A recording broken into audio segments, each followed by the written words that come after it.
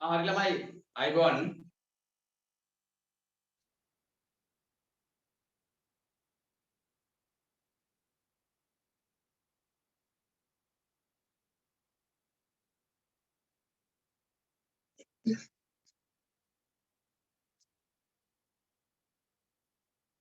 හරි හරි දා පේපර් එක ගන්න ළමයි දා අන්තිමට කරපු පේපර් එක එදා අන්තිමට කරපු පේපර් එක ගන්න ඒකේ තියෙන ළමයි අපිට තියෙන 18 වෙනි ගාන බලන්න 18 වෙනි ගාන තියෙන්නේ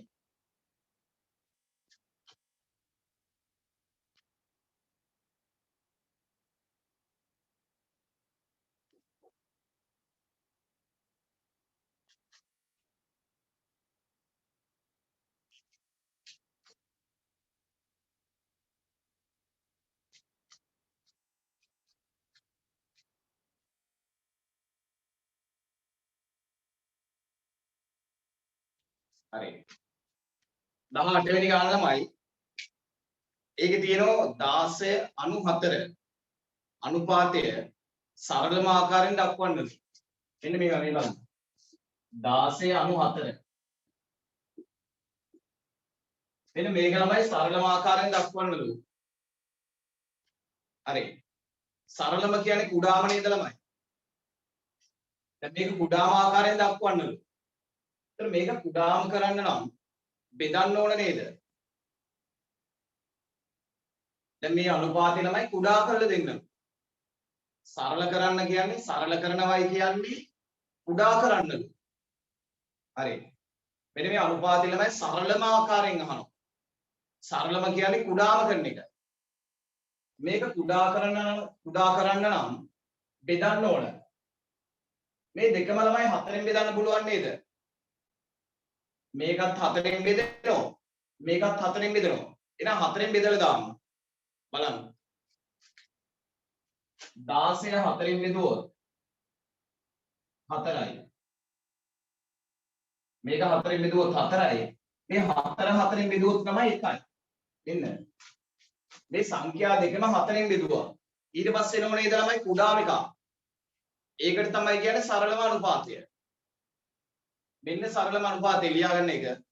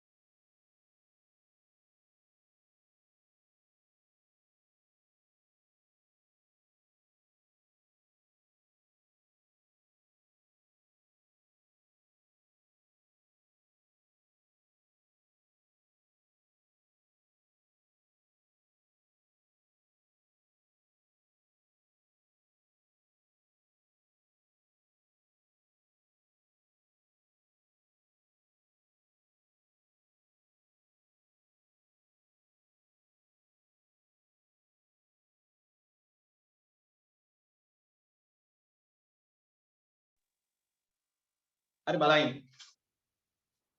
ළමයි මේ අනුපාත ගණන් කුඩා කරන්න පුළුවන් එකම ගානෙන් බෙදලා. දැන් මේ බලන්න 16 4ෙන් බෙදුවොත් 16 4 ඒව 4යි. 4ට 4 ඒව 1යි. අන්න කුඩා කරා නේද ළමයි බෙදලා. ඒ බෙදලා කුඩා කරාම මෙන්න මේ කුඩාම එකට අපි කියනවා. මේ කුඩාම එකට අපි කියනවා සරලම අනුපාතය. මේක තමයි සරලම අනුපාතය. එහෙනම් ළමයි ඔයාලට කිව්වොත් මේ අනුපාතයක් දීලා ඒකේ සරලම අනුපාතය සොයන්න කිව්වොත් ඒක කුඩා කරන්න එච්චරයි. බලන්නකෝ. තව උදාහරණයක් දෙන්න මේ බලන්න.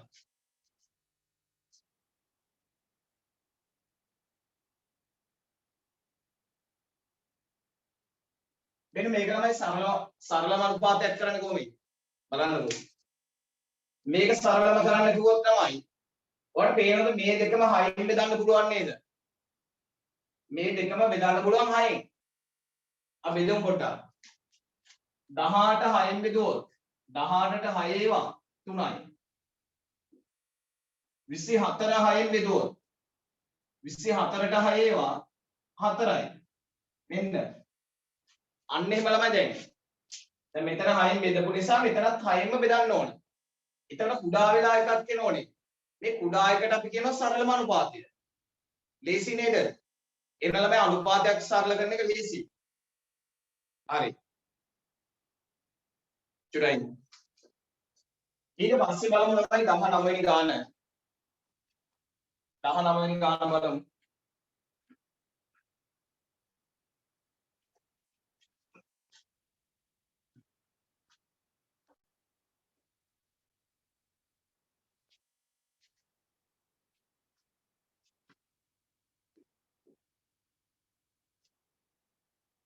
මෙන්න මෙහෙම දී ළමයි දෙකෙහි තුන්වන බලය.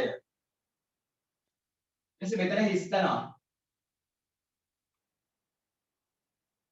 මෙතන තියෙන ළමයි 3 දෙවෙනි බලය. හරි.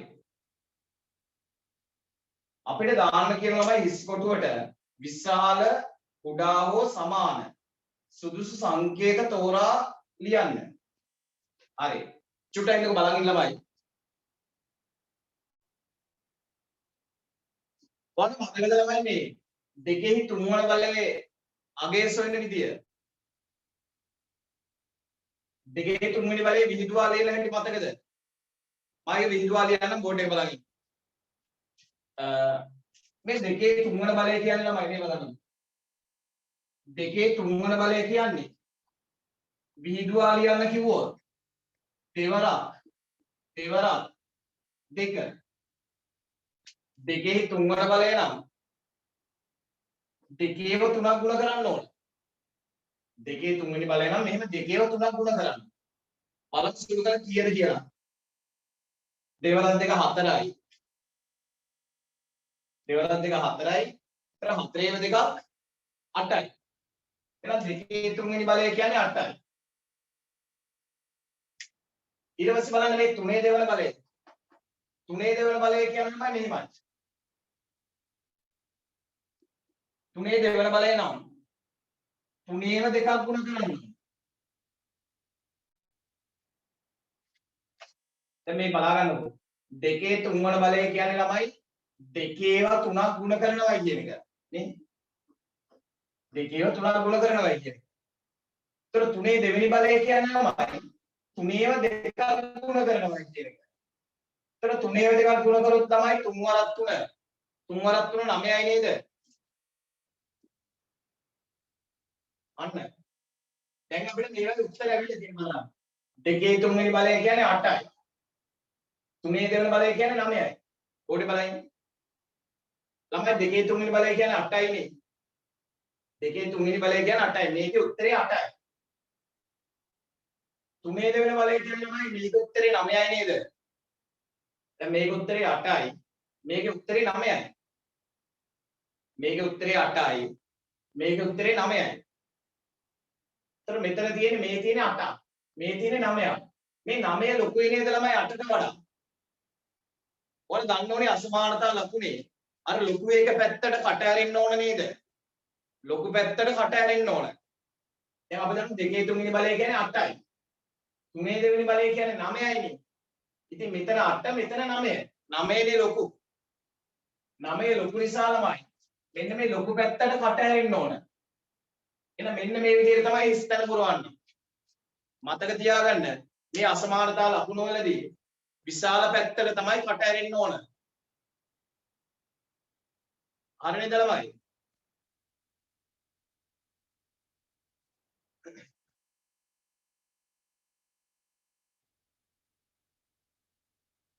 හරි.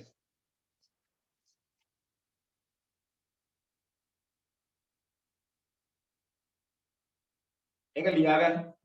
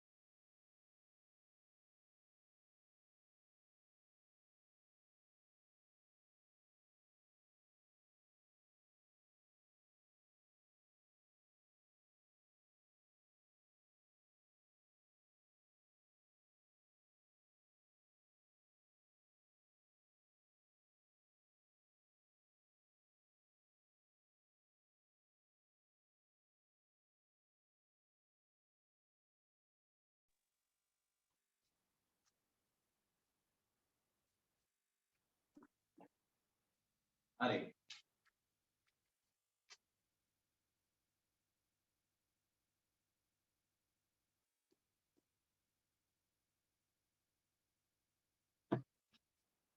ඊට පස්සේ ළමයි 20 වෙනි ගාන පොඩ්ඩක් බලන්න 20 වෙනි ගාන. සමචතුරස්‍රයක වර්ගඵලය 16කි. ඔන්න තමයි highest divider එක කියන චුට්ටක් ඉන්න.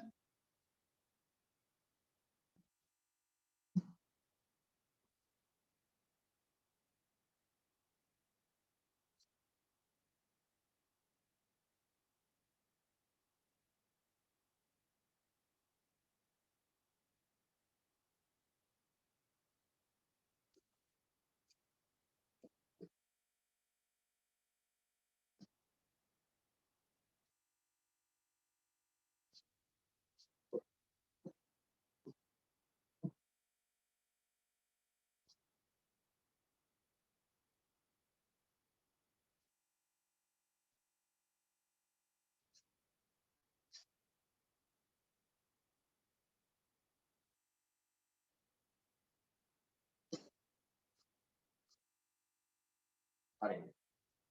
එතකොට ළමයි ඔය ඔයාලා මේ 20 වෙනි ගාන කියන සමචතුරස්‍රයක වර්ගඵලය 16කි. හරි.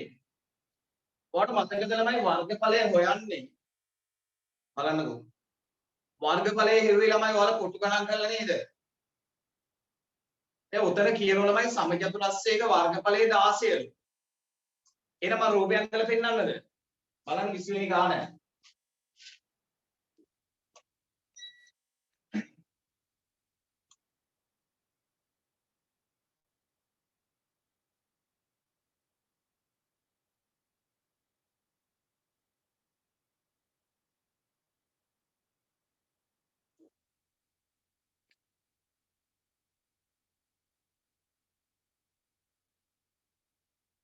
බලන්නකෝ.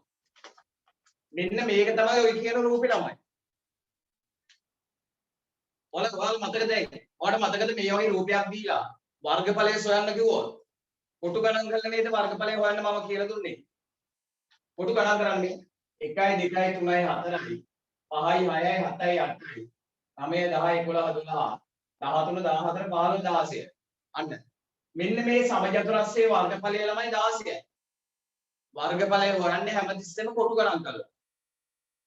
ඔයාලට ලොකු පන්ති වලට ගියාට පස්සේ වර්ගඵලය හොයන්න වෙන ක්‍රම තියෙනවා. දැනට 6 ශ්‍රේණිය පේපර් එකක් නෙමෙයි කරන්නේ. ඔයාලට 6 ශ්‍රේණි වාර විභාගයට තමයි මේ සූදානම් කරන්නේ. එතකොට 6 ශ්‍රේණියේ ළමයි වර්ගඵලය හොයන්නේ කොටු ගණන් කරලා. ඉතින් මේකේ කොටු තියෙනවා ළමයි මෙන්න. 1 2 3 4 කොටු තියෙනවා 16ක්. කොටු 16ක් තියෙන නිසා මෙන්න මේ සමචතුරස්‍රයේ වර්ගඵලය 16යි. දැන් ගාන පොඩ්ඩක් ළමයි හොඳට තේරුම් ගමු. බලන්නකෝ. සමචතුරස්‍රයක වර්ගඵලය වර්ග සෙන්ටිමීටර් 16ක් වේ. ඔන්න මයිකේ රූපයක් දෙන්නම්. හරි. ඊට පස්සේ කියනවා එහි වර්ගඵලයට සමාන ඍජුකෝණාශ්‍රයක පළල දෙක නම්. හරි. ඍජුකෝණාශ්‍රයක් තියෙනවා ළමයි. ඒකේ පළල දෙකයි.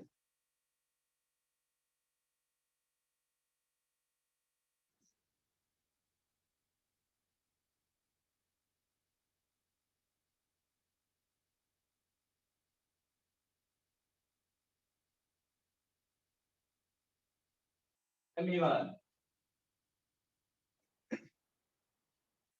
දැන් මේ බලන්නකෝ. ඔයාලා බලන්න මේකෙත් කොටු කීයද කියලා.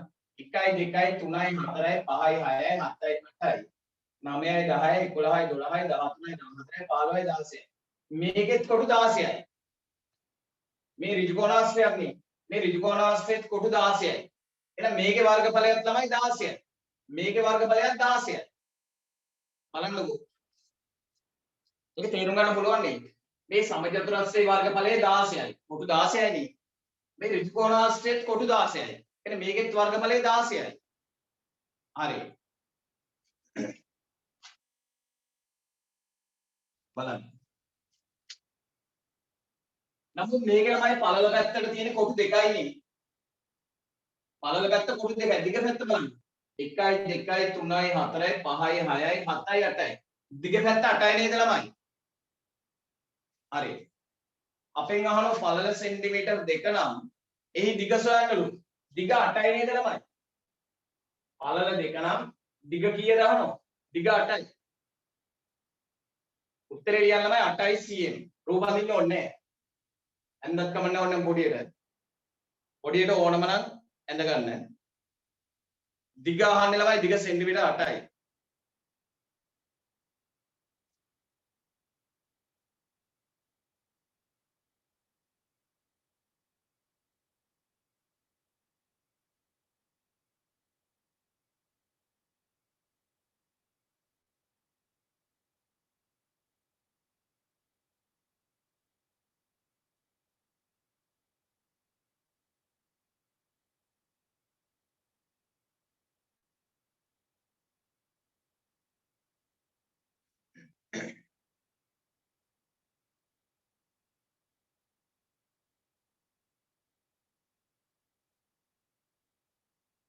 පළල 2 නම් දිග කීයද කියලා අහන්නේ දිග 8යි නේ.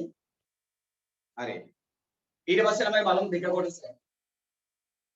දෙක කොටස බලන්න පොඩ්ඩක්.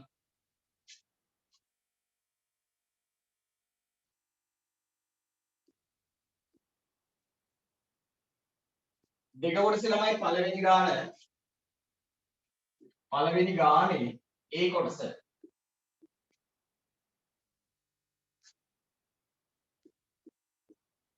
බලන්න. ඔබ පන්තියේ ඉගෙනගත් ස්කන්ධය පිළිබඳ පාඩම සිහිපත් කරන්න.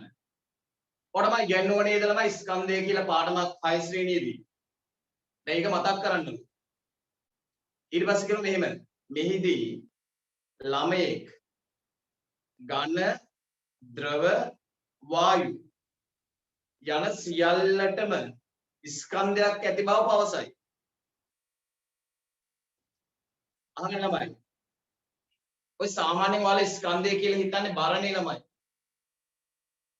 ස්කන්ධය කියන්නේ සාමාන්‍යයෙන් බර තමයි. නමුත් ලොකු පන්ති වලට ගියාට පස්සේ ස්කන්ධය කියන්නේ ළමයි බර නෙවෙයි. දැනට ඔයාලා හිතා ගන්න 6 ශ්‍රේණිය ළමයි. 6 ශ්‍රේණිය ළමයි ස්කන්ධය හිතා ගන්න බරම තමයි. ස්කන්ධය කියන්නේ බරයි කියලා හිතන්නකෝ. ඒතකොට ළමයි ඝන වස්තු වලට බරක් තියෙනව නේද? ඝන කියන්නේ ළමයි දැන් ලී කුට්ටියක් ගත්තොත්. ලී කුට්ටියක් ගත්තොත් ඝනයක්. ඒවට බරක් තියෙනවනේ. හරි. ඊට පස්සේ ළමයි ද්‍රවයක් ගත්තොත්.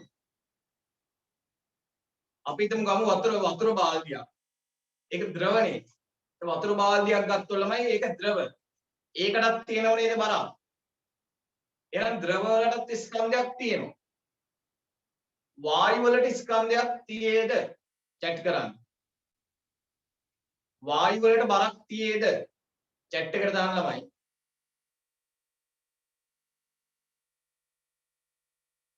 අපි දැන් ඝන වලට ස්කන්ධයක් තියෙයි කියලා දන්නවනේ. ද්‍රව කියන ඒවාත් බරයි ස්කන්ධයක් තියෙනවා. දැන් මම අහන්නේ වායු වලට ස්කන්ධයක් තිබේද? රසිදු නැතිලු සතිස නෑ රසිනි ඔව් චෝහන් නෑ චේතනා හරි කවුද ඔව් හරි හරි එහෙනම් ඔයාලා දන්නේ නැහැ ළමයි ওই වායු වලට ස්කන්ධයක් තියෙනවා අහගන්න ස්කන්ධයක් තියෙනවා ළමයි වායු වලට අද ඉගෙන ගන්න ඔයාලා අහලා තියෙද ළමයි මේ බර අඩු වායු සහ බර වැඩි වායු චුට්ට අහගන්නකෝ අර ඔයාලා දැකලා තියෙලා මම බැලුම් උඩ යනවා අර බැලුම් පුම්බලා ඊට පස්සේ ඒක උඩ යනවා දැකලා තියෙද ඒ ළමයි ඒ උඩ යන්නේ බැලුම් වල ඒ ඇතුලේ තියෙන වායුවක් හයිඩ්‍රජන් කියන වායුවක් ඒ හයිඩ්‍රජන් කියන වායුව ළමයි බර අඩුයි ඔයාලා ඉගෙනගෙන ඇතිනේ අර උඩ යවන බැලුම් වල ළමයි අර හයිඩ්‍රජන් වායුව පිරෙවුවට පස්සේ ඒ බැලුම ළමයි උඩ යනවා ඒ කියන්නේ හයිඩ්‍රජන් වල බර අඩුයි නමුත් ඕකට ළමයි මේ ඒ බැලුම ඇතුළට කාබන් ඩයොක්සයිඩ් පිරෙවුවට ඒ බැලුම උඩ යන්නේ නැහැ හේතුව කාබන් ඩයොක්සයිඩ් බර අඩු නෑ ළමයි එහෙනම් තේරෙනවා එතකොට ඒ කියන්නේ බර වැඩි වායු තියෙනවා බර අඩු වායු තියෙනවා ඒ කියන්නේ ළමයි වායු වලට බරක් තියෙනවයි කියන එකනේ වායු වලට බර තියෙනවා හයිඩ්‍රජන් වලට බර තියෙනවා බර පොඩ්ඩක් අඩුයි බර අඩු නිසා තමයි හයිඩ්‍රජන් බැලුමකට හයිඩ්‍රජන් පිරෙවුවට පස්සේ ඇතුළට යන්නේ උඩට යන්නේ එහෙනම් මතක තියාගන්න ඝන වලටත් ද්‍රව වලටත් වායු වලටත් ඒ තුනටම ළමයි ස්කන්ධයක් තියෙනවා බරක් තියෙනවා ඊට පස්සේ පළවෙනි කොටසේ අහනවා ළමයි මෙන්න ප්‍රකාශය සත්‍යද අසත්‍යද සත්‍යයි නේද ළමයි ළමයි කියනවා ඝන ද්‍රව වායු තුනටම ස්කන්ධයක් තියෙලු ඒක සත්‍යයි නේද ළමයි එහෙනම් පළවෙනි කොටසේ උත්තරේ සත්‍ය වේ පළවෙනි කොටසේ උත්තරේ ළමයි සත්‍ය වේ දෙවෙනි කොටස බලමු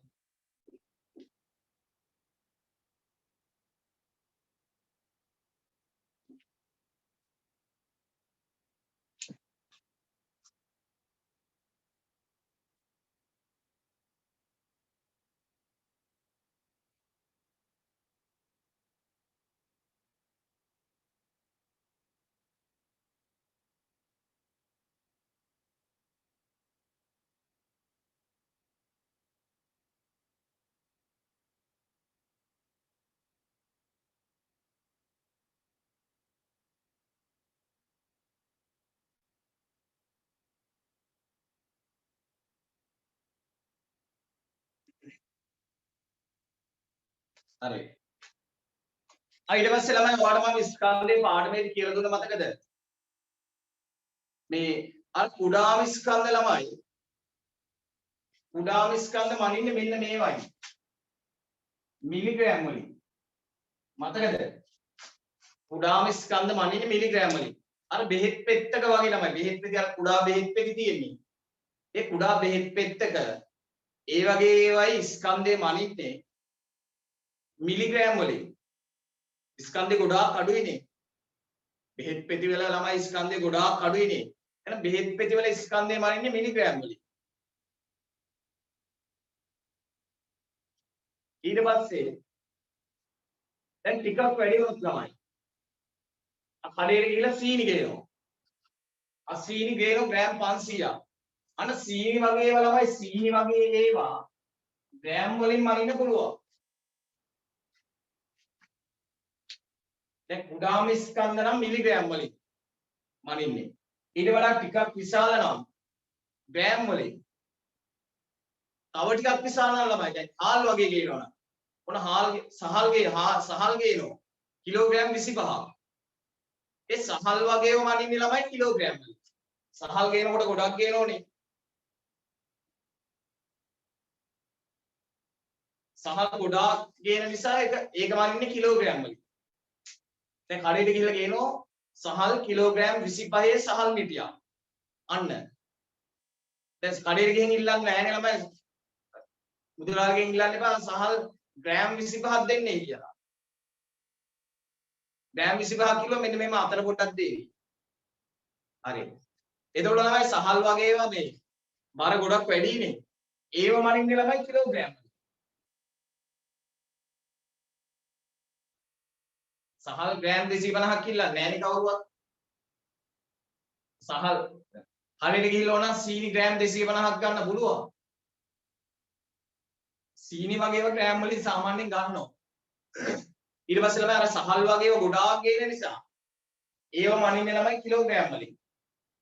එහෙනම් මතකද? කුඩාම ස්කන්ධ මනින්නේ මිලිග්‍රෑම් වලින්. විශාල ස්කන්ධ මනින්නේ කිලෝග්‍රෑම් වලින්. සාමාන්‍ය ස්කන්ධ මනින්නේ ග්‍රෑම් වලින්. ඊට පස්සේ තව එකක් තියෙනවා ළමයි විශාලම ස්කන්ධ. ඒ කියන්නේ නැවක වගේ ස්කන්ධය. නැවක ස්කන්ධය. නැවක් කියන ගොඩක් ලොකුයිනේ. නැවක ස්කන්ධය වගේ මනිනවා නම් ළමයි ටොන් වලින් මනින්නේ. තේරුණායි? දැන් තල්මසකුගේ ස්කන්ධය. ඒ තල්මසාගේ ස්කන්ධය වගේම ළමයි ටොන් වලින් මනින්නේ. එහෙනම් ඔයාලට තේරෙනෝනේ කුඩාම ස්කන්ධ මනින්නේ ළමයි මිලිග්‍රෑම් වලින් කියන එක මතක තියාගන්න. ඔය බෙහෙත් පෙති වල ඊට පස්සේ අල්පෙනෙත් එක ස්කන්ධය අල්පෙනෙත්තක් කියන්නේ ළමයි ස්කන්ධය ගොඩක් අඩුයිනේ. අල්පෙනෙත්තක් කියන්නේ ස්කන්ධය අඩුයි. ඒ වගේවත් මනින්න පුළුවන් මිලිග්‍රෑම් වලින්. එහෙනම් මතක තියාගන්න කුඩාම ස්කන්ධ මනින්නේ ළමයි මිලිග්‍රෑම් වලින්. බලමු. දෙවෙනි කොටස පොඩ්ඩක් බලන්න ළමයි. දෙවෙනි කොටසේ ආයන්න. අපෙන් අහන මෙහෙම. පහත ස්කන්ධ මැනීමට වඩාත් සුදුසු ඒකකය ලියන්න. අන්න මනින්න සුදුසු ඒකකය අහනවා. අයන්නේ අහන්න ළමයි සහල් පුරවන ලද ගෝණියක බර. සහල් ගෝණියක බර. චැට් කරන්න ළමයි. සහල් ගෝණියක බර මනින ඒකකය. චැට් එකට දාන්න. කිලෝග්‍රෑම් නේද? හරි. චැට් එකේ අයින් වෙන්න. very good. සහල් ගෝණියක ස්කන්ධය මනින්න ළමයි කිලෝග්‍රෑම් වලින්. මෙන්න මම උත්තරේ ලිව්වා. දැන් චැට් කරන්න එපා මෙහෙට හැරෙන්න. ඊට පස්සේ ආයන්නේ අහන්නේ බලන්න. ආයන්නේ අහනව ළමයි අල්පෙනිති 50ක දුර නෙවෙයි sorry.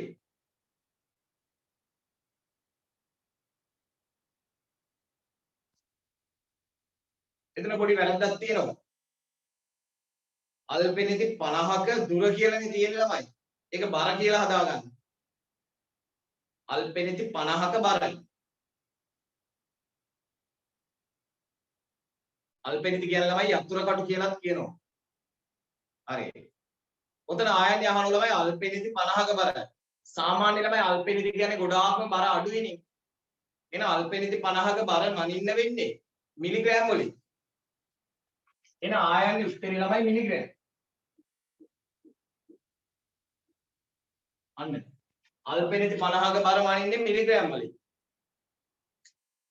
මේ ටික ලියා ගන්න ළමයි.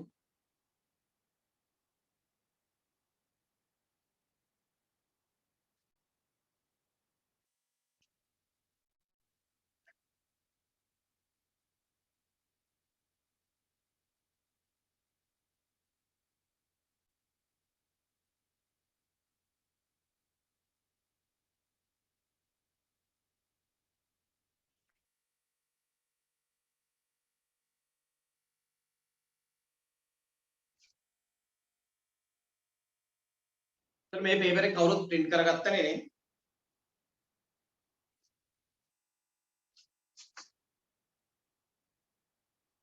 දුර කියන එක කපලා බර කියලා හදාගන්න.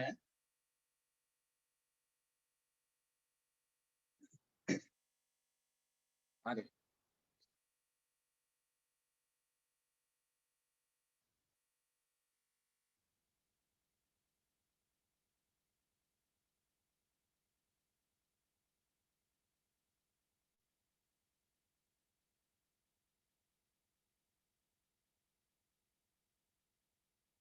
ග්‍රෑම් දාන්න එපා. අල්පෙනිති වල බර ළමයි ග්‍රෑම් වලින් මනින්න අමාරුයි. උතන හැබැයි අල්පෙනිති 50ක් කියන නිසා ග්‍රෑම් දැන්මයි කියලා වැරද්දකුත් නැහැ. මිලිග්‍රෑම් දාන ළමයි. අල්පෙනිති කියන්නේ සාමාන්‍ය බර අඩුමේවනේ. මිලිග්‍රෑම් තමයි හරිම උත්තරේ.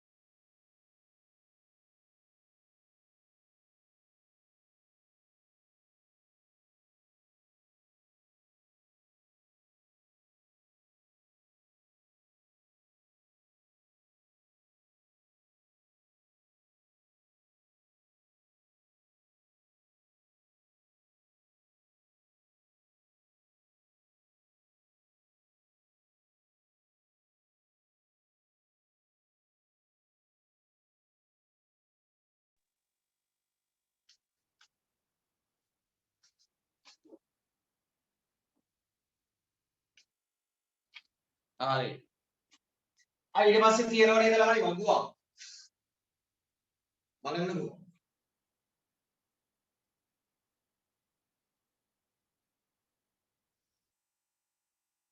අන්නේ වගුව ළමයි ඉක්මනට පුරවන්න. ඒ වගුව ළමයි ඉක්මනට පුරවන්න.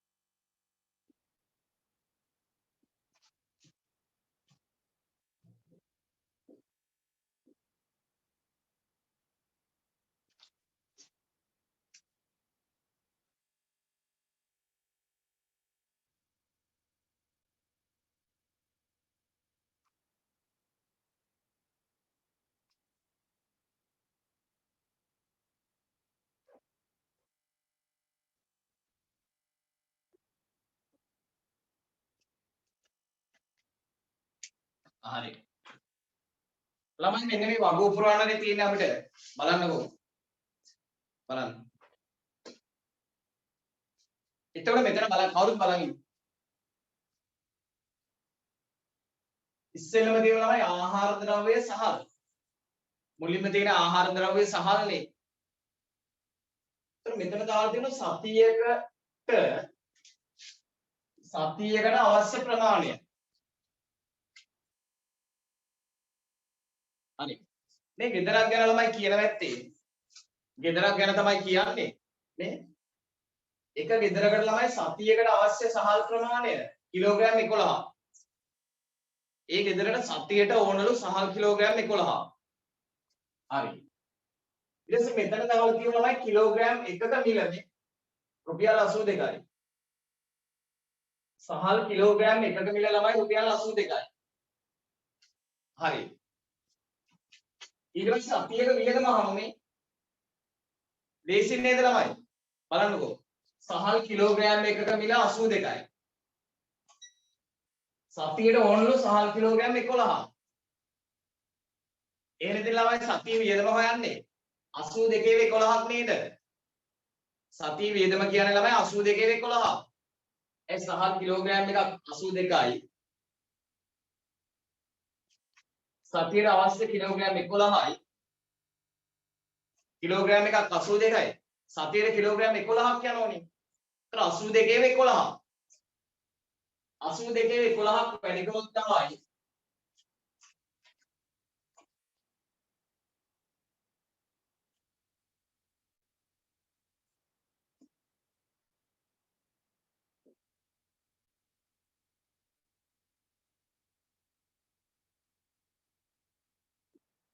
නමසේ දෙකයි නේද ආවේ. අන්න. සතියට ඕන සහල් කිලෝග්‍රෑම් 11ලු. කිලෝග්‍රෑම් එකක මිල 82ලු. ඒතර සතිය වියදම ළමයි ඉතින් 82 ගානේ කිලෝ 11ක් ගේන්න කිලෝග්‍රෑම් 11. 82 ගානේ කිලෝග්‍රෑම් 11ක් ගෙනාවොත් රුපියල් 902යි වියදම. සතිය වියදම. හරි නේද? හරි. දෙන්න මෙතන උත්තරය ළමයි මට චැට් කරන්න. මෙන්න මේ හරියට දැන් මේ. එතන උත්තරේ ළමයි චැට් කරන්න කවුරුත්.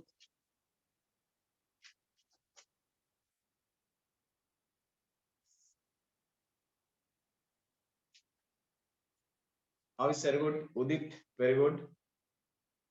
අදෙන්නෙක් දැම්ම හරියට. සතිස වැරදි.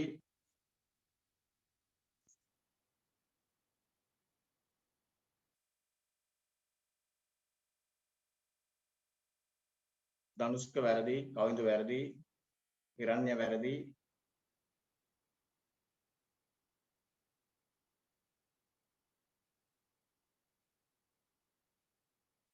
ඕ ළමයි හරි උත්තර ඕන.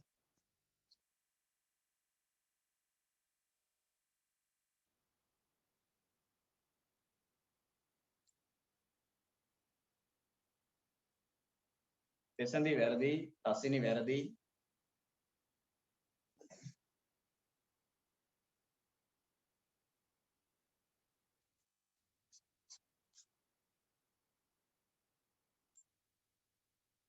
බලන්න. අචුට බලන්න බෝඩ් එක.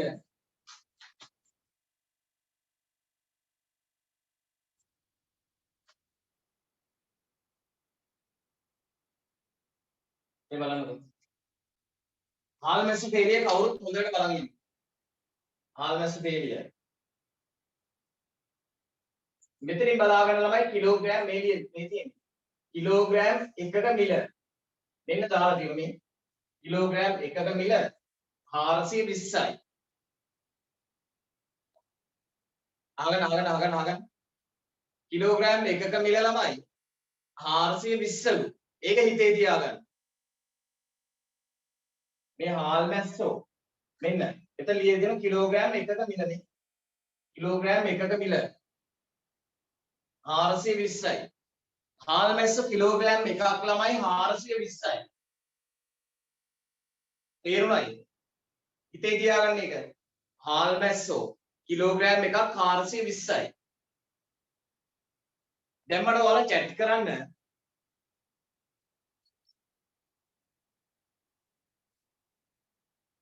හාල් මැස්ස කිලෝග්‍රෑම් එකක් 420 නේ. ඔල chat කරන ළමයි මට මේ හාල් මැස්ස කිලෝග්‍රෑම් එකක් 420යි. හාල් මැස්ස ග්‍රෑම් 500ක් කීයද කියන්නේ? ග්‍රෑම් 500ක් chat කරන්න.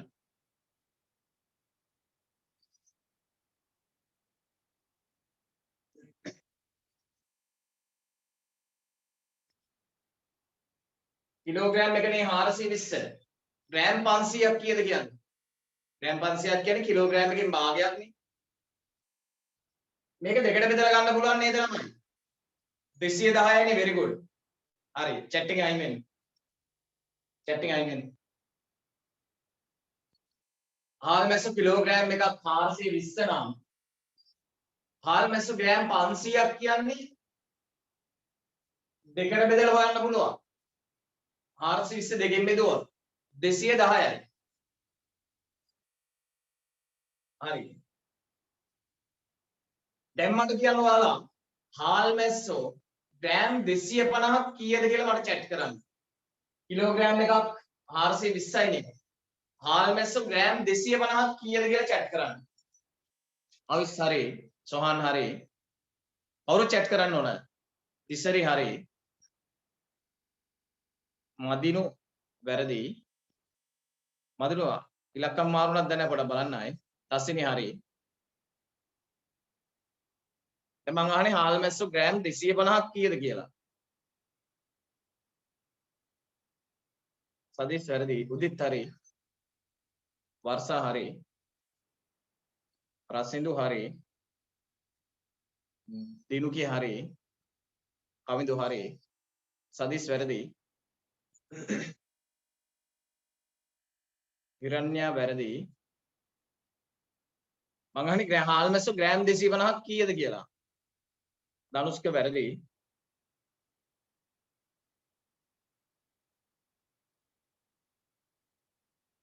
ඔය ග්‍රෑම් 250 හඳුනන්න ඕනේ නේද? හරි. සියලු දෙනා මෙහෙට හැරෙන්න. මෙහෙට හැරෙන්න.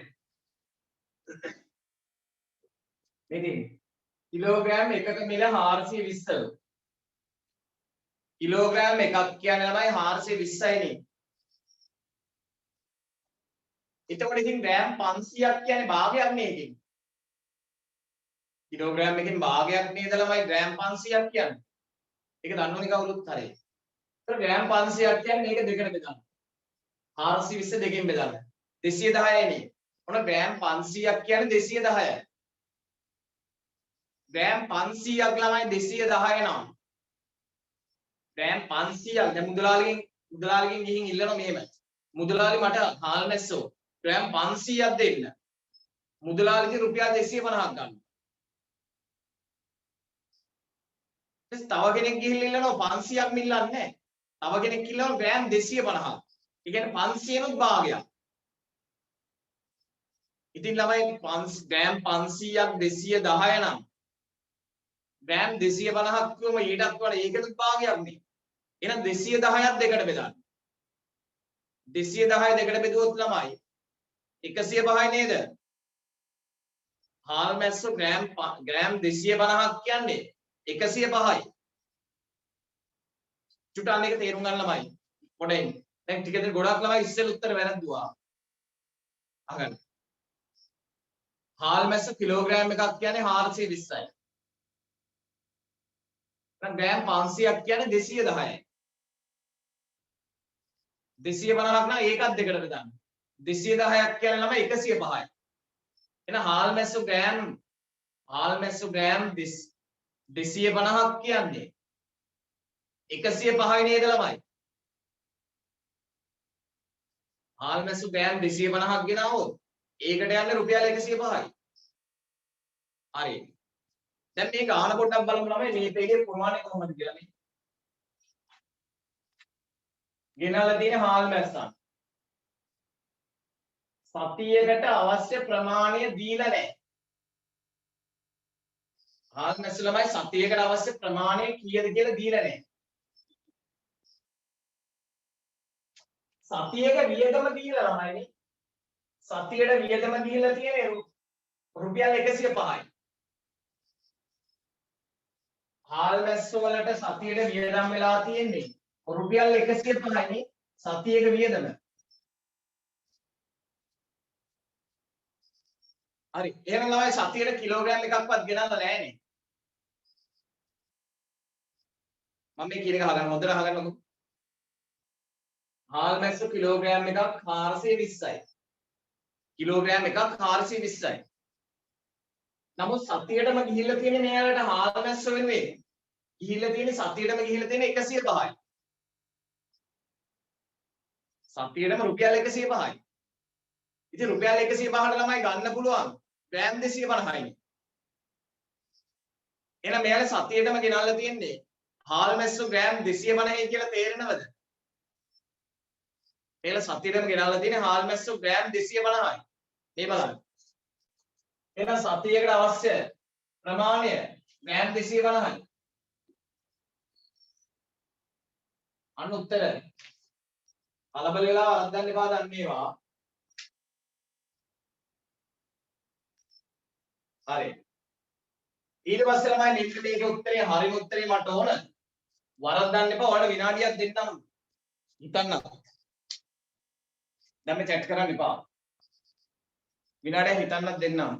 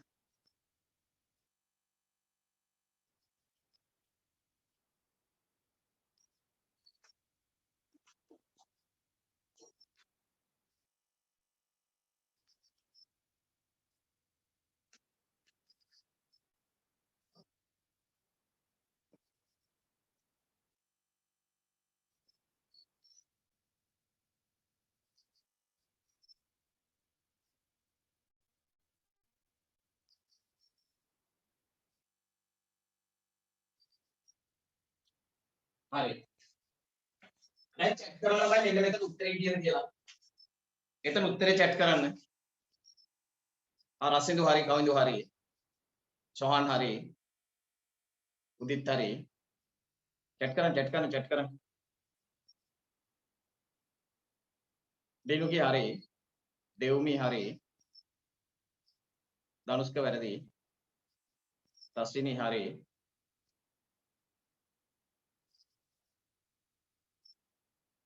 චමුදිත හරි.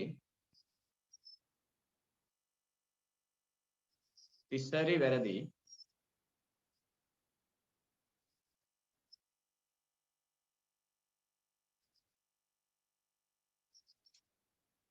අද මොඩේ බලන්න. අර දැන් තියෙන ළමයි පරිප්පු ගාන. බලන්න. බෝඩේ බලන්න. ඔන්න පරිප්පු. මේ පරිප්පු. සතියකට අවශ්‍ය ප්‍රමාණය ග්‍රෑම් 500යි. ඔය කියන ගෙදරට සතියටම ඕන පරිප්පු ග්‍රෑම් 500ලු. සතියටම ඕන පරිප්පු ග්‍රෑම් 500ලු.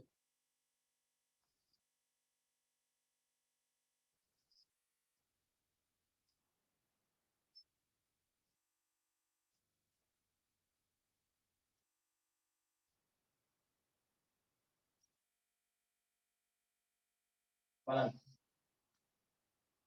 ඔය ගෙදරට සතියට ඕන පරිප්පු ග්‍රෑම් 500ලු. තේරුණා ඒක? සතියට යන්නේ පරිප්පු ග්‍රෑම් 500යි. හරි. ඉතින් සතියක වියදම රුපියල් 90යි. සතියට යන්නේ පරිප්පු ග්‍රෑම් 500ලු. ඉතින් මේ පරිප්පු ග්‍රෑම් 500ට යන්නේ රුපියල් 90ලු. සතියට වියදම යන්නේ රුපියල් 90ලු. දැන් මේ හිතන්න. ඔය කියන ගෙදරට සතියටම ගන්නේ පරිප්පු ග්‍රෑම් 500ක් ඇතිලු සතියටම. සතියටම ග්‍රෑම් 500ක් ඇතිලු. ඉතින් සතියට රුපියල් 90 වල පරිප්පු වලට වියදම් වෙන්නේ. එහෙනම් මේ ග්‍රෑම් 500 ගන්නනේ. මේ සතියට ඕන ග්‍රෑම් 500යිනේ. ඒ ග්‍රෑම් 500 ගන්න නේද මේ රුපියල් 90ක් යන්නේ. ඔය ග්‍රෑම් 500ක් ගන්න තමයි රුපියල් 90 වියදම් වෙන්නේ. එහෙනම් ග්‍රෑම් 500ක් ළමයි 90 නම් කිලෝග්‍රෑම් එකක් ඊට වඩා වැඩි වෙන්න ඕනද? ග්‍රෑම් 500ක් රුපියල් 90 නම් කිලෝග්‍රෑම් එකක් බලන්න. 500ක් 90 නම් කිලෝග්‍රෑම් එකක් කියන්නේ ඒ වගේ දෙගුණයක්. කිලෝග්‍රෑම් එකක් කියන්නේ ළමයි 180යි නේද? එහෙනම් පරිප්පු කිලෝග්‍රෑම් එකක් ළමයි 180යි.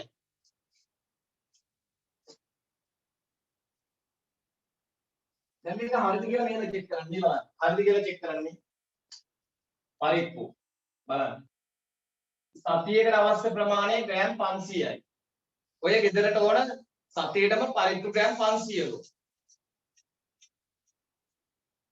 කිලෝග්‍රෑම් එකකට මිල 180 නම්. හරි නේද? සතියට යන්නේ 90යි නේද එතකොට? හරි නේද ළමයි? ඊළඟ ඉස්තන පුරාණ පොඩි වෙලාවක් දෙන්නම්.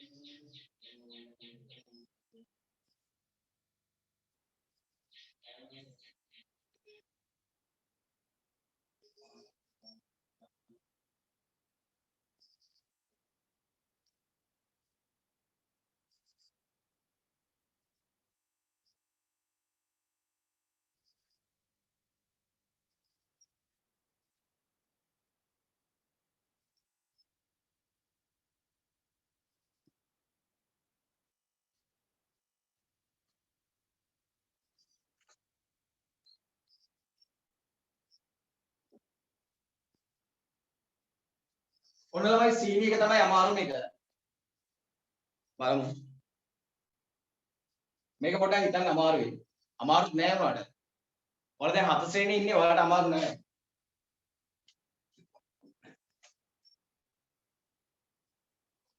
හිතන්න. සීනි කිලෝග්‍රෑම් එකක් රුපියල් 100යි. කිලෝග්‍රෑම් එකක් රුපියල් 100යි. සතියක වියදම ගිහිල්ලා තියෙන 175.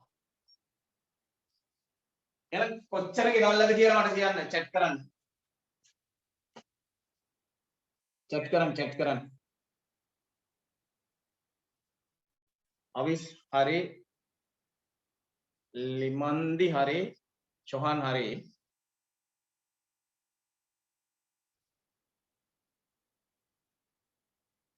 අමන්දි හරි උදිත් හරි රසිනි හරි රසිනි පොඩි වැරද්දක් කළා. දෙව්මි හරි දිනුකි වැරදි කවින්දු වැරදි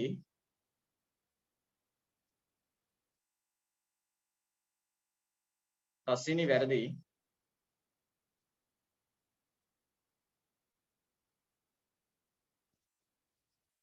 මෙහෙට හැරෙන්න කවුද chat එකේ අයින් වෙන්න chat එකේ අයින් වෙන්න හරි හොඳට බලන්න මෙන්න මෙතන බලන්න කවුද උත්තර දාගෙන අවත්තර දෙන්න වැඩ හරිනේ හරි මෙතන බලන්න ළමයි සීනි කිලෝග්‍රෑම් එකක් රුපියල් 100ලු සීනි කිලෝග්‍රෑම් එකක මිල රුපියල් 100ලු හිතේ තියාගන්න සීනි කිලෝග්‍රෑම් එකක් රුපියල් 100යි. සතියක වියදම ගිහිල්ලා ළමයි රුපියල් 175. අන්නේ දෙක යන විතරක් හිතන්න. සීනි කිලෝග්‍රෑම් එකක් රුපියල් 100යි. සතියේට වියදම් වෙලා මෙයාලට මේ ගෙදර අයට සීනි වලට වියදම් වෙලා 175.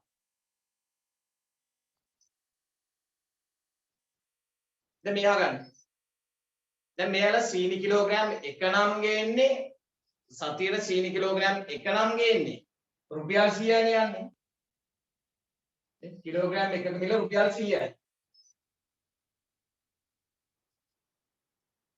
දැන් මෙයාලා සතියට කිලෝග්‍රෑම් 2ක් ගේනවා නම් රුපියල් 200ක් යනවා නේද ළමයි? කිලෝග්‍රෑම් 1ක මිල රුපියල් 100යි නේ. සතියට කිලෝග්‍රෑම් 2ක් ගෙනාවොත් රුපියල් 200ක් වියදම්. හැබැයි මෙයාලට ගිහිල්ලා තියෙන ළමයි 175යි. සතියටම සීනි වලට මේ සතියක වියදම. සතියටම සීනි වලට වියදම් වෙලා තියෙන්නේ 175යි. එහෙනම් ළමයි මෙයාලා ගෙනල්ලා තියෙන්නේ කිලෝග්‍රෑම් 1යි ග්‍රෑම් 750. සීනි ගෙනල්ලා තියෙනවා. සතියට ගෙනල්ලා තියෙනවා සීනි කිලෝග්‍රෑම් 1යි ග්‍රෑම් 750. මෙන්න උත්තරේ.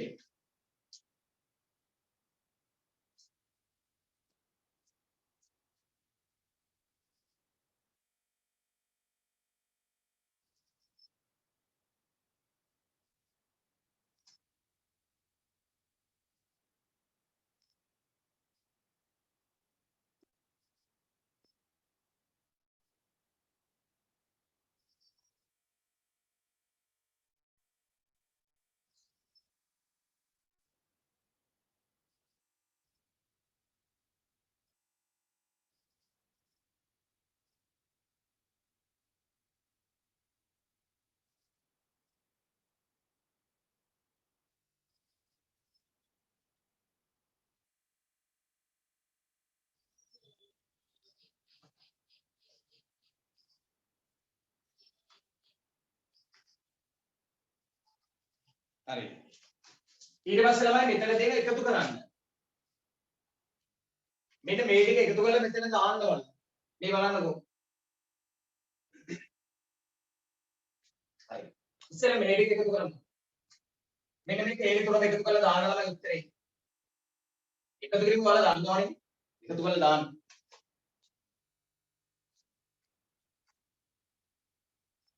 මේක එක කෙලින් තේරියට ලියවලා එකතු කරන්න ලේසියි.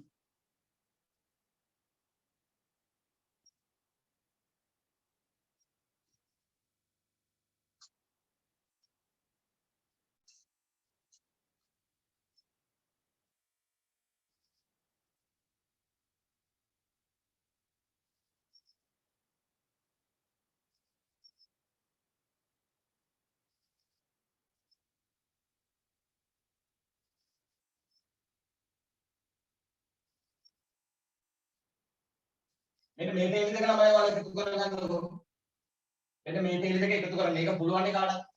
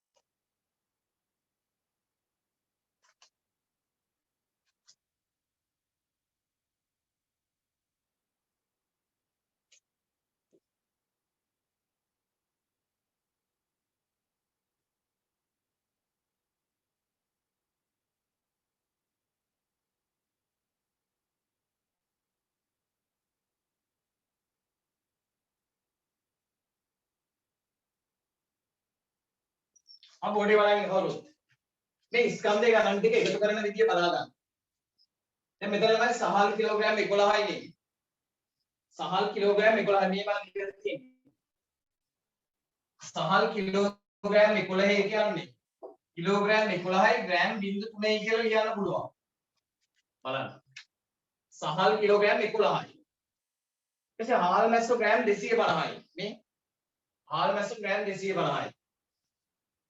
ඊට පස්සේ පරිප්පු ග්‍රෑම් 500යි. මේ ලියලා දෙන්නේ පරිප්පු 500යි. ඊට පස්සේ සීනි කිලෝග්‍රෑම් 1යි ග්‍රෑම් 750යි. මෙන්න සීනි කිලෝග්‍රෑම් 1යි ග්‍රෑම් 750යි. ඒතර මේ හතරම එකතු කරලා නම් හරි ළමයි. බලන්න එකතු කරන විදිය. මේ ටිකම බිඳුවයි. මෙතන 5යි 5යි 10යි බිඳුව. එකක් ඉතිරි. මෙතන 2යි 5යි 7යි 7යි මේ 7යි 14යි. ඉතිරි එකයි 15යි. 15න් 5 එකක් ඉතිරි. මෙතන 1යි 1යි 2යි ඉතිරි ගත්ත එක 3යි. මෙතන මුලට 1යි. අන්න කිලෝග්‍රෑම් 13යි ග්‍රෑම් 500යි. මේ ටික එකතු ළමයි. කිලෝග්‍රෑම් 13යි ග්‍රෑම් 500යි. හරි නේද?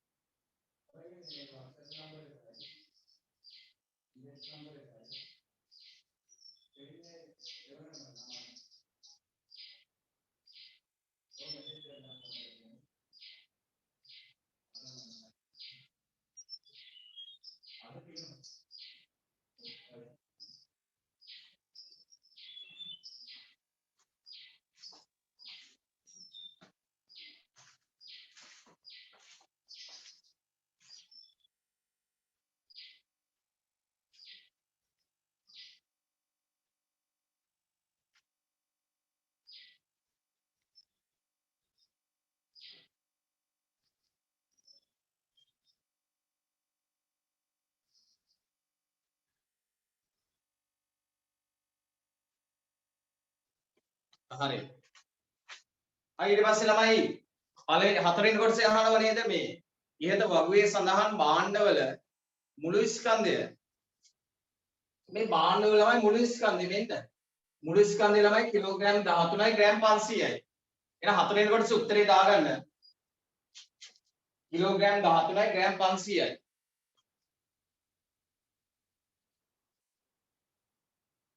අන්න ඒක දැම්මනේ.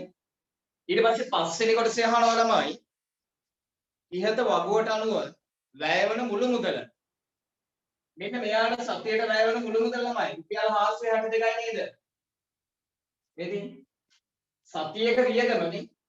සතියක වියදම ළමයි එකතු කරලා බැලුවම 462ක් යනවා. අනේත වගුවට අනුව වැයවන මුළු මුදල අහන්නේ 462යි නේද ළමයි? ඒව ලියා ගන්න. එන වගුව මකනවා.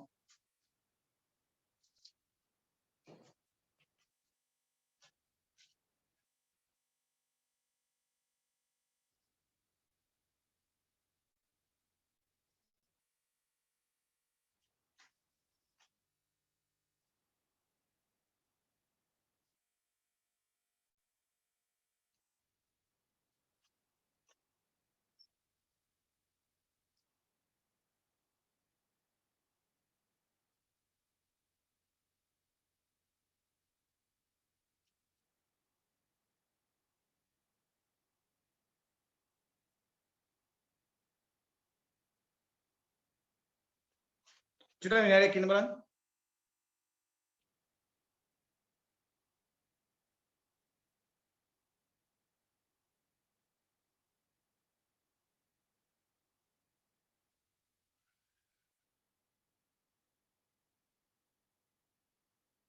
මෙතන ළමයි එකතු කිරීම පොඩ්ඩක් වැරදුනා.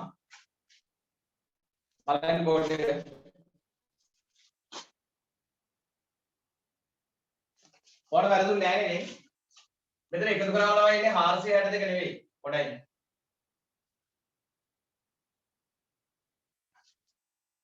ඔයාලා කිලින් ලියලා එකතු කරගන්න.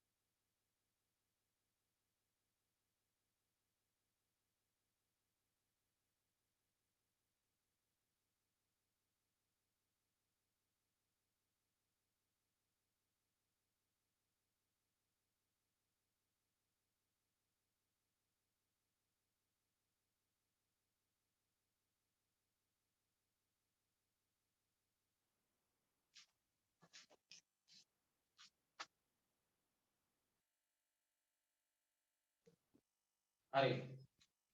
අහන්න ළමයි වියදමනේ අහන්නේ. ඔතන දෙවෙනි කොටසේ අහන්නේ වියදම. ඒක එන්න ඕන ළමයි එකතුව මෙතන පොඩ්ඩක් වැරදුනා බලන්න. මෙතන එකතුව එන්න ඕන ළමයි 1272යි. හරිනේ. 1272 එන්න ඕන.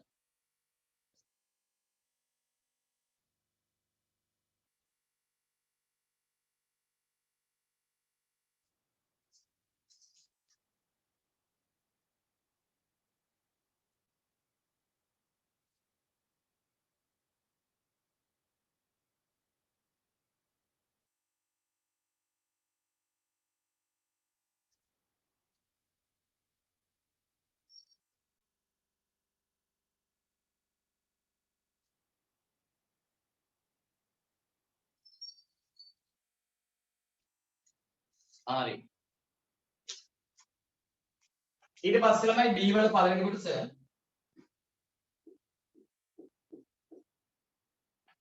අගය සොයන්න කියනවා ලීටර් මිලිලීටර් ගාණක් දීලා. එතන ළමයි මේ ඔයාලා එකතු කිරීම ලකුණක් දාගන්න.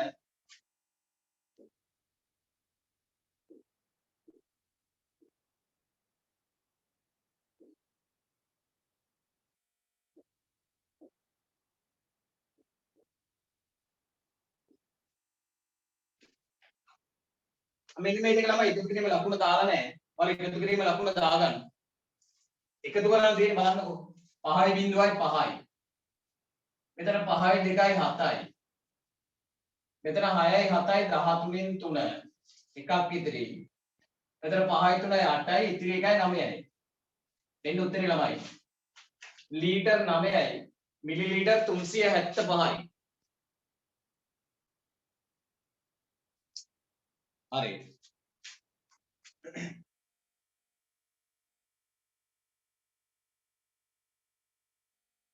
ළමයි B වල දෙවෙනි කොටසේ උත්තරේ මට චැට් කරන්න. ඒකේ දෙවෙනි කොටස. මම කවුද හරි කියලා. දෙවෙනි කොටස ළමයි චැට් කරන්න මට.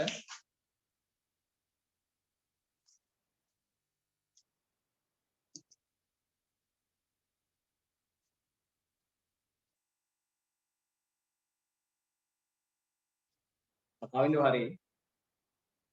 උදිත් හරි.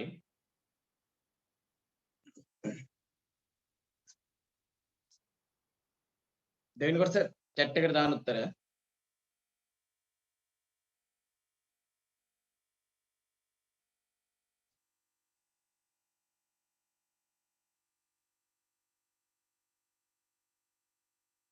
තස්සිනි හරි.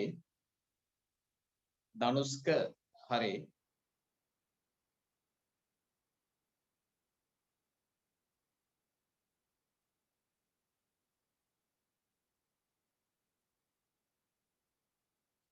දෙව්මි හරි.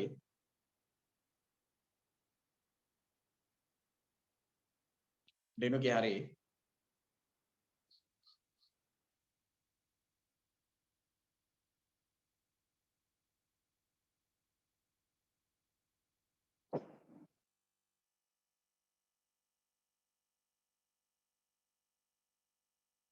වර්ෂ හරි. බෝඩේ බලන්න. බලන්න. බීම බෝතලයක බීම ලීටර් 2යි මිලිලීටර් 500ක් ඇත. බීම බෝතලයක තියෙන ළමයි ලීටර් 2යි මිලිලීටර් 500ක්. බලන්න. බීම බෝතලයක බීම ලීටර් 2යි බීම ඒක පොඩ්ඩක් හදාගන්න ළමයි මේ 2500ක් වගේනේ තියෙන්නේ. ලීටර් 2යි මිලිලීටර් 500ක් කියලා හදාගන්න. මේක ළමයි පළාත් පේපර් එකක්. මම හදපු එකක් නෙවෙයි. රස්නාහිර පළාත් 2017 අවසාන වාර විභාගය. හරි. ඒක නිසා ළමයි මේකේ අඩුපාඩු දැන් හදාගන්න. ඒක ලියාගන්න ළමයි ලීටර් 2 මෙහෙම ලියාගන්න. ওই දෙක ගාවට L දාන්න. 500 ගාවට ml දාන්න. දෙක ගාවට L 500 ගාවට ml. හරි.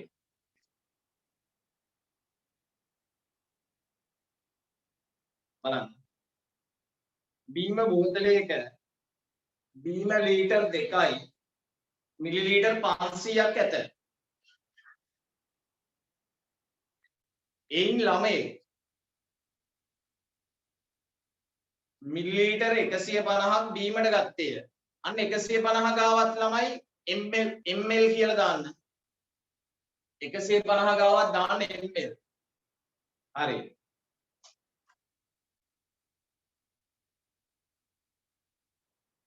බෝතලේ ඉතිරි බීම ප්‍රමාණය කොපමණද? බලන්නකෝ. ළමයි බීම බෝතලයක තිබිලා ලීටර් 2යි මිලිලීටර් 500ක්. ලීටර් 2යි මිලිලීටර් 500ක් තිබිලා බීම බෝතලේ. ඒ කියන්නේ ළමයෙක් මිලිලීටර් 150ක් බීමට ගත්තලු. මිලිලීටර් 150ක් බීමට ගත්තලු. එහෙනම් ළමයි අන්නේ 150 අඩු කරන්න ඕනනේ. මේක 150 අඩු කරන්න. 0යි. මෙතන බිංදුවෙන් බෑ මෙහෙන් ආව 10යි. 10න් 5 5යි. මෙතන 4න් එකක් 3යි. මෙතන 2යි. අන්න ඉතිරි ළමයි ලීටර් 2යි මිලිලීටර් 350. ඒක ලියාගෙන ඊළඟ ගාන ළමයි හදන්න පොඩි වෙලාවක් දෙන්නම්.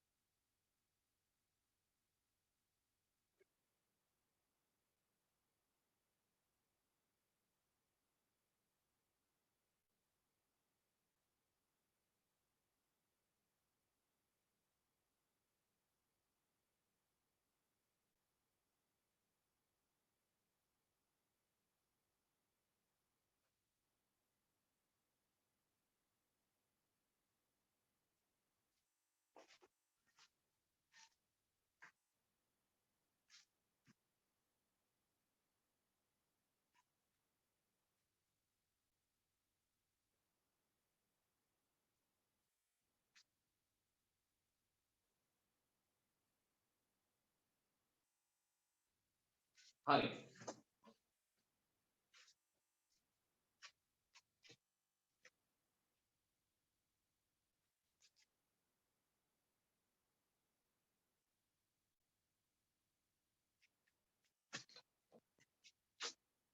දෙවෙනි ගාන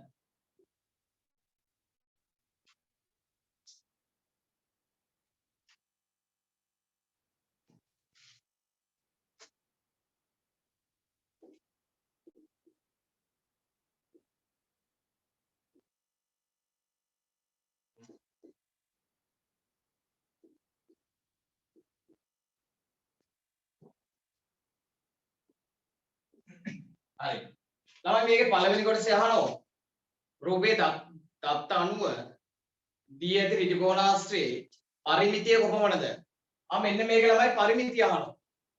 පරිමිතිය කියන්නේ වටේ දිගනේ. chat කරන්න කීයද කියලා. පරිමිතිය කීයද කියන්නේ?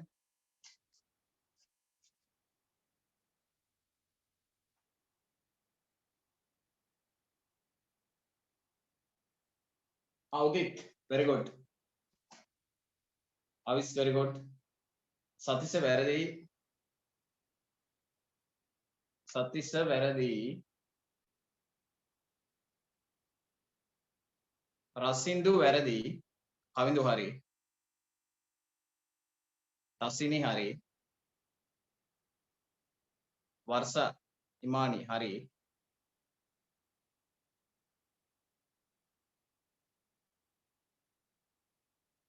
ළමයි අහන්නේ පරිමිතිය මදිනු හරි සහස් හරි පරිමිතිය කියන්නේ වටේ දිගවල් හතරම එකතු කරන්න. හිරන්නේ හරි. පරිමිතිය හොයද්දී ළමයි වටේ දිගවල් සේරම එකතු කරන්න. ඒ කියන්නේ මේ වටේ තියෙන දිගවල් හතරම එකතු කරන්න ඕන. බෝඩේ බලන්න ඉන්න. ඒතර මේ දිග 12 නම් මේ දිග 12යි.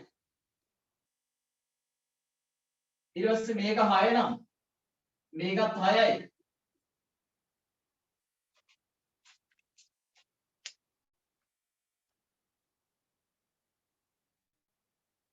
මේක 6 නම් මේකත් 6යි. දැන් පරිමිතිය නම් ළමයි මේ දිගවල හතරම එකතු කරන්න ඕන. බලන්නකෝ. මේ 12යි. ඊට පස්සේ මේ 6යි. ඊට පස්සේ මේ 12යි. ඊට පස්සේ මේ 6යි. අන්නේ සේරම එකතු කරොත් තමයි පරිමිතිය එන්නේ. බලන්න එකතු කළා. 12යි 6යි 18යි. 18යි 12යි 30යි. 30යි මේ 6යි 36යි. එහෙනම් මේකේ පරිමිතිය තමයි 36යි. බලමු දෙවෙනි කොටස.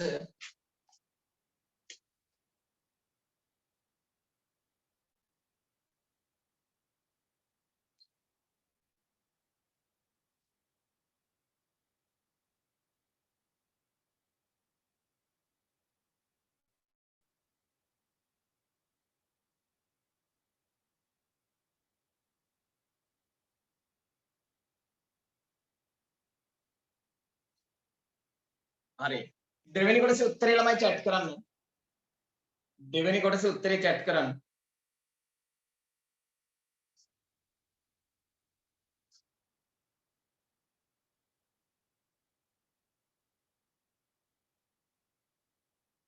කවින්ද වැරදි.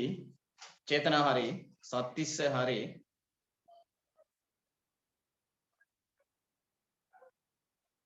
උදිත් හරි.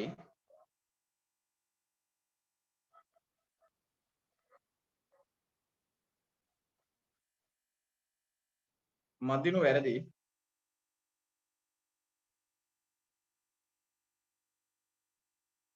හරි මෙහෙට හැරෙන්න.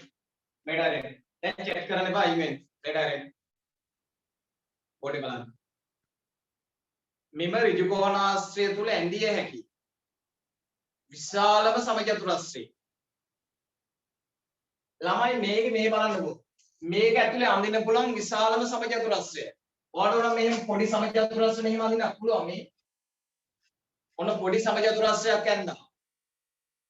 එහෙම නෙවෙයි අපිට කියන්නේ. මෙම ඍජු කෝණාශ්‍රය තුල ඇඳිය හැකි විශාලම සමචතුරස්‍රය. ඒතර මේක ඇතුලේ අඳින්න පුළුවන් විශාලම සමචතුරස්‍රය. බලන්න. මේක ඇතුලේ අඳින්න පුළුවන් විශාලම එක මෙන්න මේක ළමයි. ඔන්න මම විශාලම එකක් ගන්න වෙන්න. මේක තමයි අඳින්න පුළුවන් ලොකුම එක මේක ඇතුලේ. බලන්න ඉන්න. ඒකේ පැත්තක දිග ළමයි හොඳට බලා ගන්නවා. මෙන්න මේක තමයි අඳින්න පුළුවන් විශාලම එක. ඒක එතකොට පැත්තක දිග මේක කියනවා 6යි නේද? දැන් මේක ඇතුලේ අඳින්න පුළුවන් මේක ඇතුලේ මේ ඍජු කෝණාශ්‍රය තුල අඳින්න පුළුවන් විශාලම සමචතුරස්‍රය මෙන්න මේක. ඒකේ පැත්තක දිග එතකොට 600. තේරුණා නේද? මේ සමචතුරස්‍රයේ පැත්තක දිග අහන්නේ 600 නේ.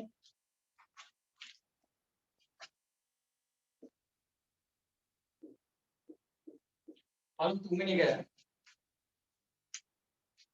එක බලමු. තුන්වෙනි එක ළමයි ABCD ඍජු කෝණාශ්‍රයේ වර්ගඵලය ඉහත දෙක කොටසේ ඇති සමචතුරස්‍රයේ වර්ගඵලය මෙන් කී ගුණයක්ද? ළමයි බෝඩේ බලන්න.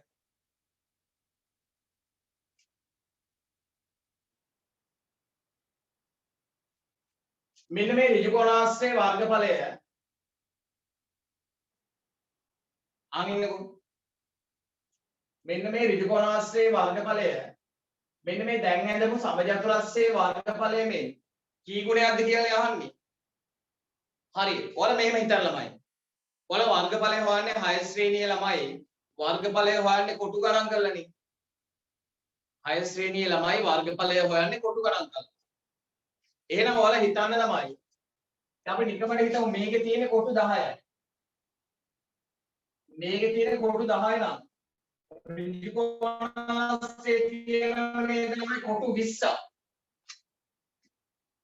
දැන් මේ සමචතුරස්‍රය ඇතුලේ තිබුණේ කොටු 10 නම් මේ ඍජුකෝණාස්‍රය ඇතුලේ තියෙන්න ඕන නේද ළමයි කොටු 20ක්. ඒ කියන්නේ දෙගුණයක් තියෙන්න ඕන නේද ළමයි ඍජුකෝණාස්‍රේ.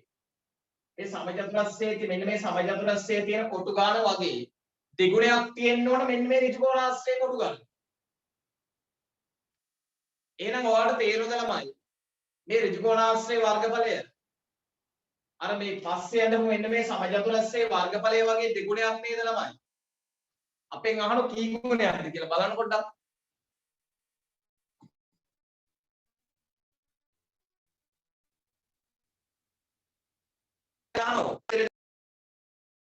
දෙගුණයක් කියලා දාන්න. උත්තරේ දාන්න දෙගුණයකි. උත්තරේ දෙගුණයකි. හරි.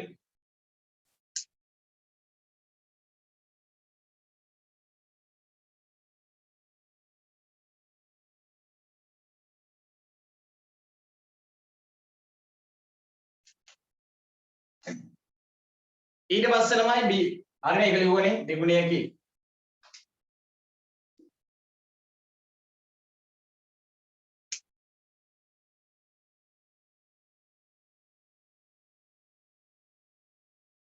එහෙනම් මේ ටික මකනවා.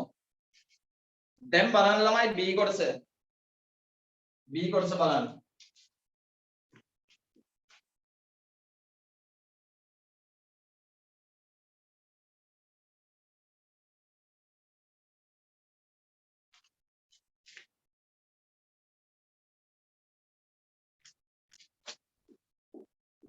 B කොටසේ ළමයි පොඩි අඩුවක් තියෙන මේ ප්‍රශ්නේ.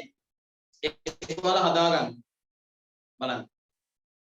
වෘත්තයක් ඇඳ වෘත්තය මත A ලක්ෂයද වෘත්තයේ පිටත B ලක්ෂයද වෘත්තය ඇතුළත C ලක්ෂයද අන්න C කියලා දාන්න ළමයි එතන. වෘත්තය ඇතුළත C ලක්ෂයද ලකුණු කරන්න. C කියලා දාන්නකෝ. ආය අහමින් වෘත්තයක් ඇඳ වෘත්තයේ මත A ලක්ෂයද වෘත්තයේ පිටත B ලක්ෂයද වෘත්තයේ ඇතුළත C ලක්ෂයද ලකුණු කරන්න.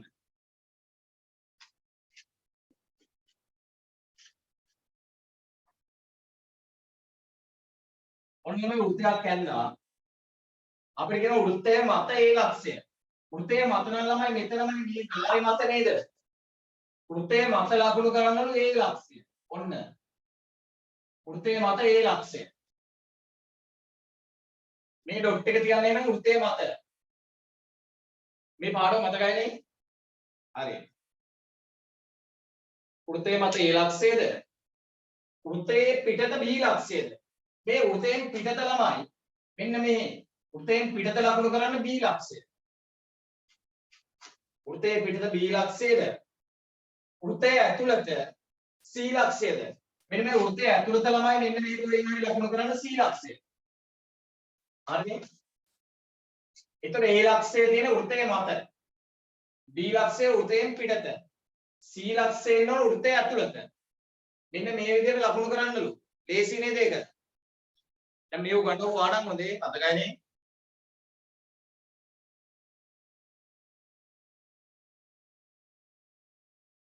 ඔයාලා ළමයි මේ ඉස්කෝලේ මේ වාර විභාගේ මේ ටයිම් ටේබල් දුන්න නේද? වාර විභාගේ ටයිම් ටේබල් දුන්නනේ. මට chat කරන්න පොඩ්ඩක් මේ ගණන් විෂය තියෙන දවස සමහර පළාත් වලට වෙනස් ඒකයි. පළාතින් පළාතට වෙනස් නේ. ගණන් විෂය තියෙන දවස chat එකට දාන්න පොඩ්ඩක්. බලන්න මේ පළාතත් එක දාන්න ළමයි.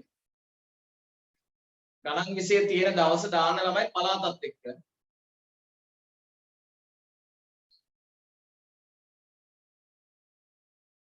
ගණිතයේ තියෙන දවස් අහන්නේ ඔලේ.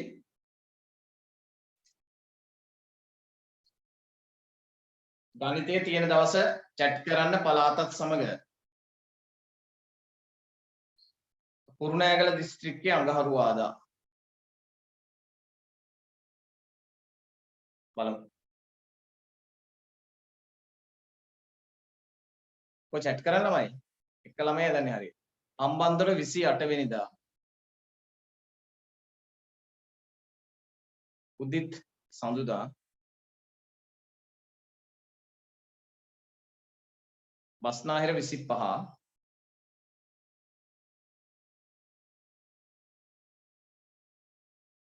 මාතර 28 නිට්ටඹුව 25 බස්නාහිර 25 නුවරඑළිය 24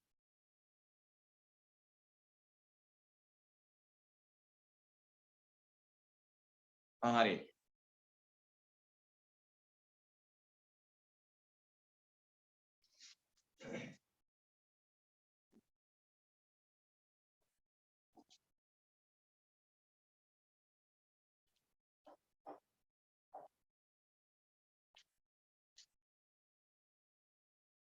හරි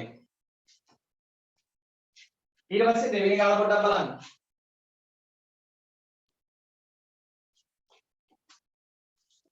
දෙවෙනි ගානේ තුන්වෙනි ගානේ ඒ වල පළවෙනි කොටස මෙහෙම දීලා ළමයි. දෙකේ දෙවෙනි බලය වැඩි කිරීම තුනේ දෙවෙනි බලය. දෙකේ දෙවෙනි බලය වැඩි කිරීම තුනේ දෙවෙනි බලය. විහිදුවා ලියා අගය සොයන්න. ළමයි ඔයාලට මේ බලන්න. දෙකේ දෙවෙනි බලය කියන්නේ ළමයි දෙකේව දෙකක් කියන එක. තුනේ දෙවෙනි බලය නම් ළමයි තුනේවත් දෙකක් නේ. එතන දෙකේ දෙවෙනි බලය කියන්නේ දෙකේව දෙකයි.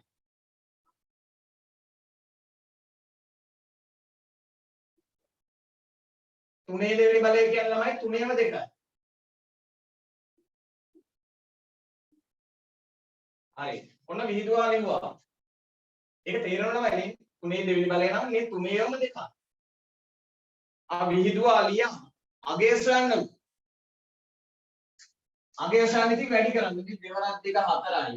කියන්න එපා කවුරුත් අහගෙන. දෙවරක් දෙක 4යි. 4 වරක් 3 12යි. ඊට පස්සේ 12 වරක් 3 36යි. ලියන්න එපා.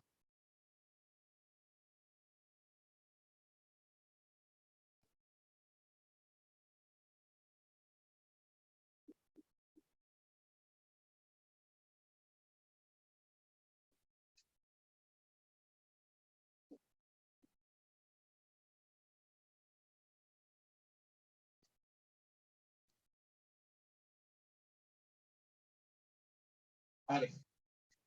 මේ බෝඩ් එක බලන්න ළමයි. මේ බලන්න.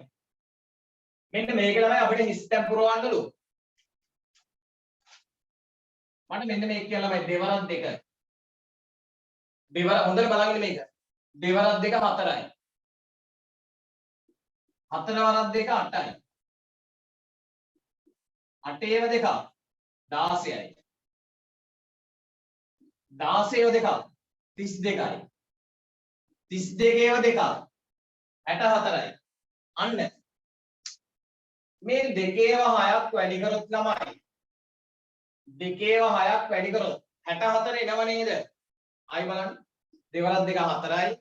4ේව දෙක 8යි. 8 දෙකෙන් වැඩි කරාම 16යි. 16 දෙකෙන් වැඩි කරාම 32යි. 32 දෙකෙන් වැඩි කරාම 64යි. එහෙනම් ළමයි මෙන්න දෙකේ ඉලක්කම් 6ක් වැඩි කරාම 64 ආවනේ. එහෙනම් දෙකේ ඉලක්කම් 6ක් කියන්නේ ළමයි දෙකේ 6 වෙනි බලය නේද? එහෙනම් 64 එන්නේ ළමයි දෙකේ 6 වෙනි බලයෙන් කියලා තේරෙනවද? 64 එන්නේ දෙකේ 6 වෙනි බලයෙන්. එහෙනම් මේ 64 සමාන ළමයි දෙකේ මෙන්න මේ 6 වෙනි බලයට. දෙකේ 6 වෙනි බලය 64ට සමානයි. point. තියන්න එපා අහන් ඉන්න. බලන්න. මේක බලන්න. 4 වරක් 4. බලන්නකෝ. 4 වරක් 4 16යි. 16ව 4ක් 64යි. බලන්නකෝ. 4 වරක් 4 16යි. 16ව 4ක් 64යි. දැන් මේ 64 ආවේ ළමයි. 4 ඒව 3ක් ගුණ කරාමනේ.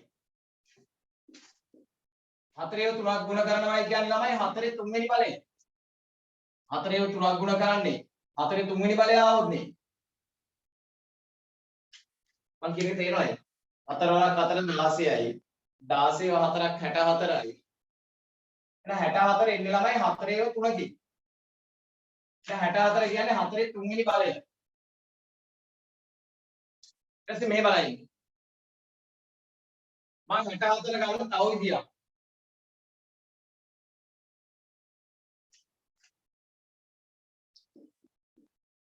බලන්න.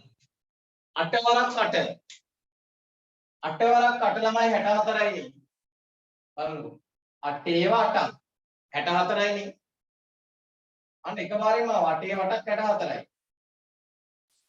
8 ඒවා මේ 8 වැඩි කිරීම 8 කියන ළමයි 8 ඒව දෙවෙනි බලයක් නේ. 8 ඒව දෙකක් ගුණ කරන්නේ 8 දෙවෙනි බලය තිබුණොත් නේ. එහෙනම් ළමයි 8 දෙවෙනි බලය 64යි නේද? එහෙනම් මෙතන ඉන්න ඕන 8. බලන්න හරිද කියලා චෙක් කරන්න බලන්න මෙහෙම. 2ඒව 6ක් වැඩි කරලා බලන්න. 64 එනවා. 4 ඉලක්කම් 3ක් වැඩි කරලා බලන්න. 4 ඒව 3ක් වැඩි කරලා බලන්න. ඒත් 64 එනවා. 8 ඒව දෙකක් වැඩි කරලා බලන්න මේ වගේ.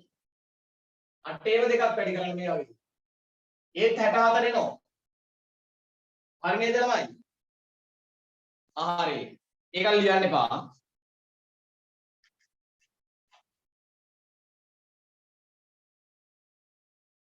B කොටස බලමු.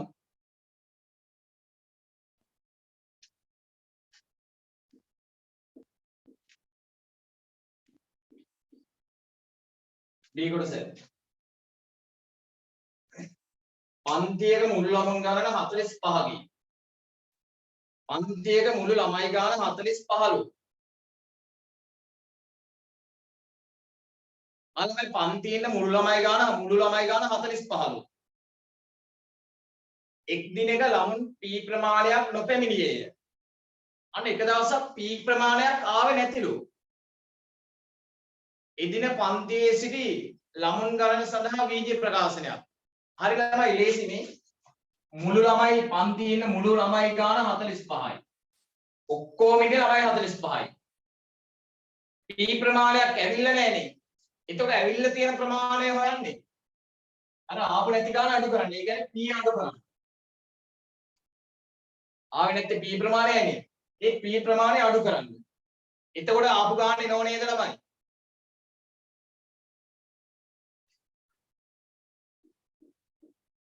ඊට පස්සේ කියනවා P සමානයි 6 නම්. එදින පන්තියට පැමිණි ළමුන් ගණන.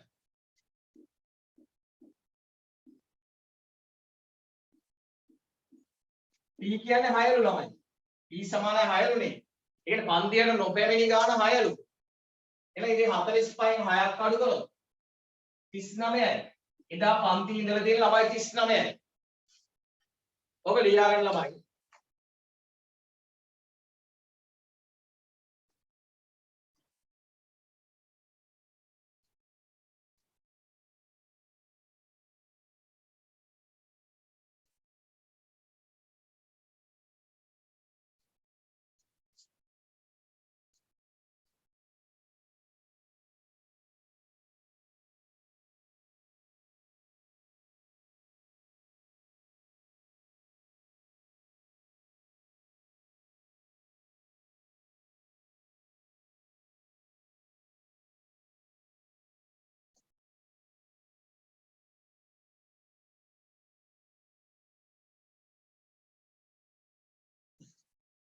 ඔය පේපර් එකේ ළමයි ඉතිරි ගණන් ටිකත් ඔයාලා හදාගන්න. ඔය වාරි භාග විලාස වලින් තියෙන ළමයි ඉන්නෝනේ දැන්. සමහර අයට අඟහරුවක් තියෙනෝනේ. එයාලා 6 ශ්‍රේණියේ පොත තාම තියෙනවනේ ඔයාලා ළඟ. ඒ පාඩම් ටික ළමයි හෙට සෙනසුරාදා නිවාඩු දවසක් අනිද්දා ඉරිදා නිවාඩු දවසක්. ඒ දවස් දෙකේ පොත බලා ගන්න. බලාගෙන ළමයි මොනවා හරි බැරි ප්‍රශ්නයක් තිබුණොත් උදේ වරුවල අහන්න පුළුවන්. හවස් වරුවල අහන්න එපා. හවස මම ක්ලාස් වල ඉන්නේ ඒකයි.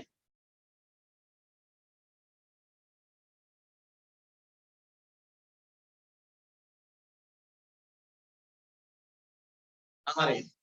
එළම අද ක්ලාස් එක මෙතනින් අවසන්. අයිබෝන් කාටත් සුබ සන්ධ්‍යාවක්.